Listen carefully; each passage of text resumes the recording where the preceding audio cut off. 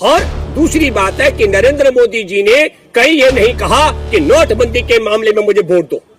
नरेंद्र मोदी की हिम्मत नहीं पड़ रही है बोलने के लिए कि मैंने लॉकडाउन करके 14 करोड़ लोगों की रोजी रोटी छीनी। और हमारे देश के अंदर सबसे झूठ बोलने वाला दुनिया का सबसे नंबर 1 आदमी नरेंद्र मोदी, तो इसलिए वो जनता से वोट नहीं विदाई मांग रहे, विदाई ले रहे कि देखिए मुझे विदाई दीजिए, ये मेरी अंतिम पारी है। कोरोना से पीड़ितों की संख्या 50 करोड़ से ज्यादा पार कर चुकी है।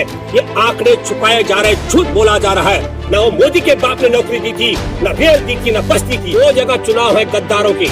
एक मध्य प्रदेश के गद्दारों को मध्य प्रदेश हरा रहा है। गारंटी के साथ मैं चलो आपको बहुत बता रहा हूँ कि असली 9वीं पास फर्जी डिग्री वाले प्रधानमंत्री नरेंद्र मोदी को चुनाव हरा रहा है। चाय देश के लाया क्या 8,500 करोड़ रुपए का जो जहाज आया, 10 लाख का सूट क्या वहां रेलवे स्टेशन पे चाय और समोसे बेच कर आया था क्या?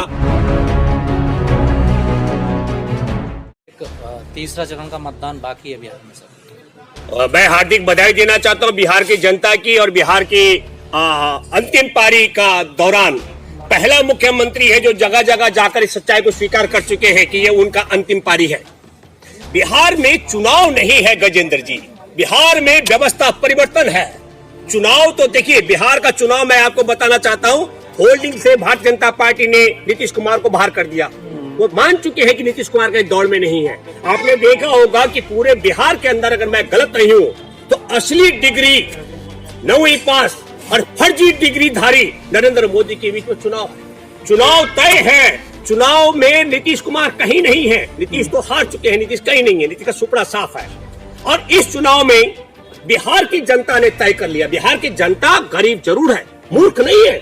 उनको मालूम है कि नरेंद्र मोदी ने क्या क्या पाप किए, इसलिए नरेंद्र मोदी के पाप और जो नीतीश कुमार के अभिशाप, अपने जो कर्म है वो उनके लिए अभिशाप बन चुके हैं। बिहार के मतदाताओं को मैं बधाई देना चाहता हूं। बिहार में व्यवस्था परिवर्तन के लिए वोटिंग हो रहा है। नीतीश कुमार भी नब्ज को पहचान चुके हैं। आपने देखा होगा कि नरेंद्र मोदी की सभा में भीड़ नहीं दिखाई जा रही है और तेजस्वी की सभा में भीड़ कवर नहीं की जा सकती है, इतनी भीड़ आ रही है। अपार उत्साह आपको बताता हूं।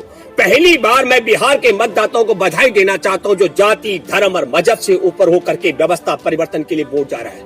मैं आपको फिर आपके माध्यम से कहना चाहता हूं, प्रधानमंत्री नरेंद्र मोदी भारत का ऐसा शख्स है जिसके जन्मदिन पर भारत के करोड़ों देशवासियों ने बेरोजगारी दिवस मनाया था। हमको ये नहीं भूलना चाहिए। और बिहार के करोड़ों करोड़ मतदाता, खासकर बेरोजगार युवाओं ने तय किया है, उनकी माँ ने, उनके पिता ने, उनके भाई और बहनों ने, उनकी भाई और भाभियों ने, उनके मामा और नाना ने तय किया है कि हम बेरोजगारी और रोजगारी के मुद्दे पर चुनाव लड़ेंगे। नरेंद्र मोदी जी की भाषा भी आपको समझनी पड़ेगी गजेंद्र जी। अब नीतीश जी कह रहे हैं कि मेरी आखिरी पारी है, बिल्कुल मैं मानता हूँ आखिरी पारी है और उनकी विदाई की तैयारी है। और दूसरी बात है कि नरेंद्र मोदी जी ने कहीं ये नहीं कहा कि नोटबंदी के मामले में मुझे वोट दो। नरेंद्र मोदी की हिम्मत नहीं पड़ रही है बोलने के लिए कि मैंने लॉकडाउन करके 14 करोड़ लोगों की रोजी रोटी छीनी, मेरे रेल और बस सेवा बंद करके जो करोड़ों लोग पैदल चले, जिनके पैरों से खाल निकली, खून टपक रहा था, गर्भवती महिला खुले में बच्चे पैदा करती, इसके लिए मुझे वोट दो। नरेंद्र मोदी कहीं ये नहीं कह पा रहा है कि जीएसटी मैंने टैक्स पद्धति बदल करके देश को बर्बाद करके देश को तबाह कर दिया, इसके लिए मुझे वोट दो। आप नरेंद्र मोदी की हैसियत भी देखिए। मोदी कह रहे हैं कि जो वंदे मातरम नहीं बोलता उसको वोट मत देना, जो जय श्री राम नहीं बोलता उसको वोट मत देना। और कह रहा है कि मैं मंदिर बना रहा हूँ, तो मंदिर तुम बना रहे हो अयोध्या में। हमारे बिहार के लोग कह रहे हैं मेरे पेट में दाना नहीं है खाने के लिए, वो कह रहे हैं मैं मंदिर बना रहा हूँ। बिहार के लोग कह रहे हैं, पढ़े लिखे गिरिजन युवा कह रहे हैं हमको रोजगार नहीं है बाबूजी हमारे पास, प्रधानमंत्री मोदी इस पर कुछ बोलो। वो कह रहे हैं जय श्री राम बोलो। वो कह रहे हैं कि देखो हम बेरोजगार घूम रहे हैं, हमारी आयु निकलती जा रही है, हमारे यहाँ 3 साल का ग्रेजुएशन 5-5 साल में डिग्री मिलती है। मोदी जी कह रहे हैं वंदे मातरम बोलो। और बिहार के युवाओं ने कह दिया, बिहार की जनता ने कह दिया, इस बार आपकी बात तेजस्वी की सरकार, क्योंकि इस समय रोजगार की बात होगी, देश के विकास की बात होगी और देश में इंसाफ की बात होगी। मैं बधाई देना चाहता हूँ और आपके माध्यम से एक बात बताना चाहता हूँ मैं आपको। हमारे देश के अंदर दुनिया में सबसे महंगा सूट पहनने वाला नरेंद्र मोदी 10 लाख का। हमारे देश के अंदर सबसे महंगा जहाज अपने लिए खरीदने वाला 8,500 करोड़ का जहाज खरीदने वाला नरेंद्र मोदी। हमारे देश और दुनिया में सबसे महंगा इवेंट्स कराने वाला हौडी मोदी नरेंद्र मोदी, सबसे महंगा इवेंट्स 1,40,000 करोड़ का। और हमारे देश के अंदर सबसे झूठ बोलने वाला दुनिया का सबसे नंबर 1 आदमी नरेंद्र मोदी। मोदी पर यकीन नहीं है लोगों को जी। क्या sir Nitish Kumar emotional card खेल रहे हैं? नहीं, कोई इमोशनल नहीं। नीतीश कुमार जी मान चुके और जान चुके हैं जब उनकी विदाई होगी उन पर कई घोटालों का मुकदमा है। मुझे लगता है, मैं आपके माध्यम से एक बात और कहना चाहता हूँ, नीतीश कुमार जी को दोबारा जनता से मिलने का मौका नहीं मिलने वाला है। जो घोटाले हैं उसके मुताबिक उनको जेल जाना है, और जब जेल जाना है तो इसलिए वो जनता से वोट नहीं, विदाई मांग रहे, विदाई ले रहे कि देखिए मुझे विदाई दीजिए, ये मेरी अंतिम पारी है। ये मैं आपको बताना चाहता हूँ। तो वाकई में नीतीश कुमार थक चुके हैं? बिल्कुल थक चुके हैं। नीतीश कुमार तो पूरे कोरोना काल में नहीं, न केवल शारीरिक रूप में, मानसिक रूप में भी थक चुके हैं नीतीश कुमार। नीतीश कुमार ने कहा मैं किसी बिहारी को वहां नहीं आने दूंगा, लेकिन कोटा में जो बच्चे पढ़ रहे थे, ऊंची जाति के, ऊंचे समाज के, कुछ धन वालों के, उनको लेने के लिए गाड़ियां भेजी गई, कार भेजी गई, एमएलए तक भी गया लेने के लिए, और मजदूरों से कहा तुमको यहाँ प्रवेश नहीं करने देंगे। बिहार में मैंने कहा व्यवस्था परिवर्तन। बिहार का आदमी मूर्ख नहीं है। नरेंद्र मोदी के बाप की रेल नहीं है, नरेंद्र मोदी के बाप की बसें नहीं है, जो रोजगार वो कर रहे थे नरेंद्र मोदी के बाप का नहीं है। आज कोरोना का टीका नहीं बना, आज कोरोना की दवाई नहीं बनी, 84 लाख से ज्यादा मामले उजागर हो चुके हैं। ये बेईमानी भी है। असल में ईमानदारी के साथ अगर जांच हो, मैं मोदी को किसी भी मंच पर चैलेंज करता हूं, हमारे देश का कोरोना से पीड़ितों की संख्या 50 करोड़ से ज्यादा पार कर चुकी है। ये आंकड़े छुपाए जा रहे, झूठ बोला जा रहा है।